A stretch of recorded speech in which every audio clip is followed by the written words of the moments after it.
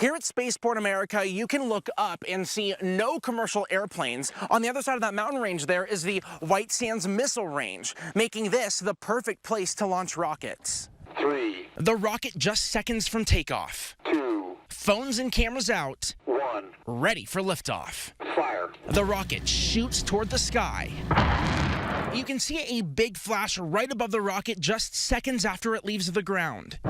Blasting 374,000 feet, or 70 miles into the sky, well into space. The rocket is testing how a heat shield functions at really high speeds in space. The heat shield would open on its own when it gets near a planet's atmosphere, opening like an umbrella, and slow down an aircraft, for example. And when you re-enter the atmosphere, you get extremely hot, and you need a specialized heat shield to protect the payload, the astronauts, whatever it might be that you're re-entering. Scientists say this technology could be used on missions to Mars within the next decade, and having it tested here is putting New Mexico on the map. This is an incredible opportunity. We don't have a way to do this, this type of experiment anywhere else. So why not a place like Cape Canaveral? The airspace that we have above us is what's called protected airspace from ground to infinity. So it allows us to launch much more frequently. And there's no ocean or neighborhoods in sight, so they can land part of the rocket on land nearby. Scientists say after gathering data from today's launch, they hope to build a bigger rocket that moves faster and goes higher up into space. Reporting from Spaceport America, Justin Matthews, KOAT, Action 7 News. It's one of those moments when you say, I can't believe this is my job. Danny Bowman is a geophysicist at Sandia National Laboratories and has been developing this heliotrope since 2012. It looks like a trash bag, but it's a solar-powered hot air balloon, testing low-frequency sound waves that humans cannot hear. We can hear in New Mexico with our sensors waves colliding off the coast of Greenland. But those sensors are on the ground. Bowman is bringing those sensors 15 to 20 miles high and doing that with items you may have at home. The balloon has gone up to 80,000 feet in the air, and look, it's made out of material as simple as the plastic you'd use to paint your house or to use as a garbage bag. Anytime something happens on the Earth's surface or in the air, whether it be a supersonic aircraft or an earthquake or ocean waves colliding or a volcanic eruption, that makes sound waves. Bowman says when those sound waves are captured high in the atmosphere, finding their source could be easier. He says there are acoustic shadow zones in the atmosphere where sound waves are blocked. Go outside and listen. And on some nights in Albuquerque, it'll sound like, Coors Avenue is driving through your backyard. Other nights, silence. That's a shadow zone in Albuquerque. But Bowman's balloon will be high enough to detect sound waves not blocked by the shadow zone. So the sound waves from something like launching a missile could be easier to pinpoint. So the missile scare in Hawaii, for example, wouldn't happen again. This greenhouse in northern New Mexico has that typical transparent roof, but farmers are working with researchers on something a little different. This orange film here, and they're hoping it'll help boost production and grow vegetables on other planets. Rows of vegetables line the inside of this greenhouse at Growing Opportunities Incorporated in Alcalde, New Mexico.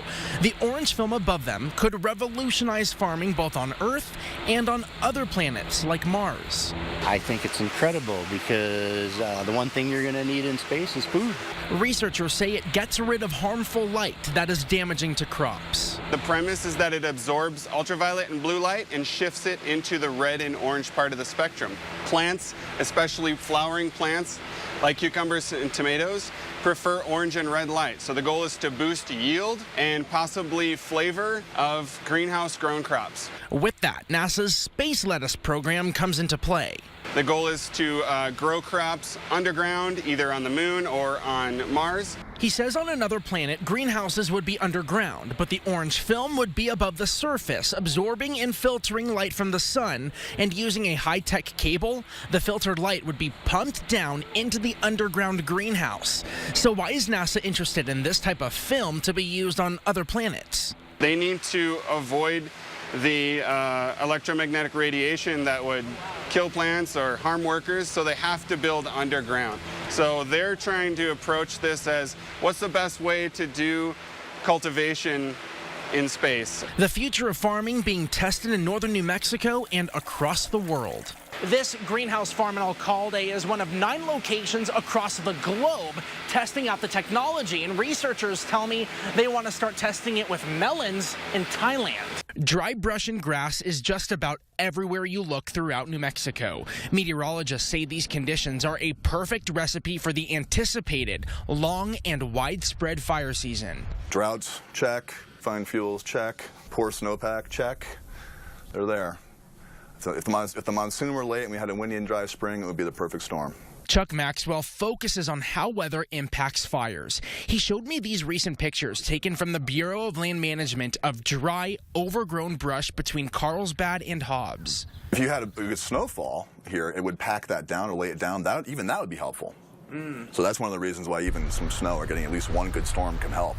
There are just patches of snow and ice left over from last week's storm, and meteorologists say the amount of water from this snow when it melts would only be a few drops in a bucket. If it's not creating mud, it's not having an impact. So what is it going to take to prevent fire season from coming a month early? We would need a dozen or more storms like this, probably a storm a week, to have an impact. When was the last time you have seen conditions like this statewide? Boy, only a couple times in 25 years. Maxwell says he's keeping a close eye on the potential for the next big storm, but for now, I'm not holding my breath. Justin Matthews, KOAT, Action 7 News.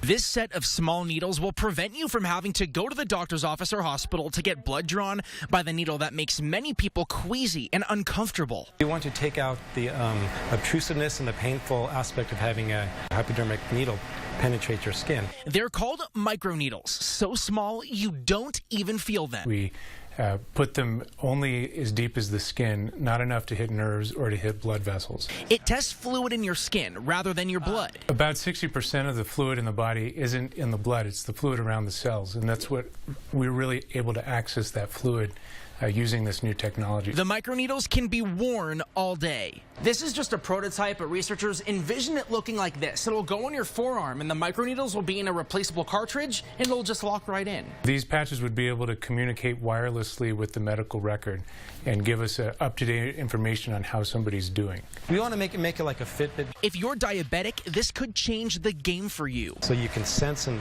certain microneedles, and other microneedles create a feedback loop to immediately inject your insulin.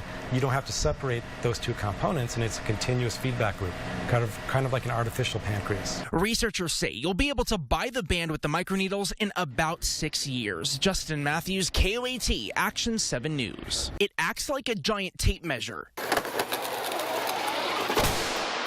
It's called the Rollout Solar Array, or ROSA. The flexible material expands on its own and acts as the structure for solar blankets on satellites.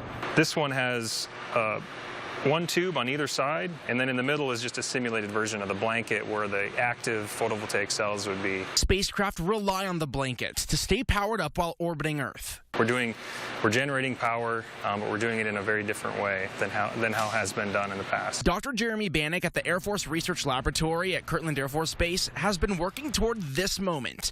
Astronauts testing it on the International Space Station. Flying things in space is fun. It's cool. But the most rewarding part is actually seeing those things transition to use. Researchers needed to know how ROSA reacted in space with no gravity. This material took about a decade to manufacture, but now that it's been successfully tested, they can make this in about 6 months. Bannock says we will be seeing ROSA on satellites within the next 2 to 3 years. Commercial satellites like DirecTV, for example, as well as for military satellites. So both ends of the spectrum. Justin Matthews, KOAT,